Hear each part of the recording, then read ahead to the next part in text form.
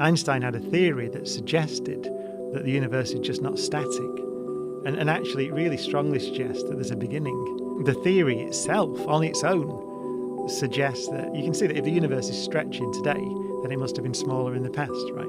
Everything must have been closer together, let's say that. There's a man actually called Georges Lemaitre who worked independently of Einstein, but at the same time in the early 1920s, before we even knew there were other galaxies beyond the Milky Way. And they noticed that the equations suggest the universe might be stretching. He wrote to Einstein and said, "Your theory suggests there was a day without a yesterday." Because he thought, if everything's expanding now, then it must have been closer together in the past, and so there might be a time when it was all together. And he was a priest. I think that he was more predisposed to accept what the equations were telling him, because a beginning, an origin for a priest is really a nice thing.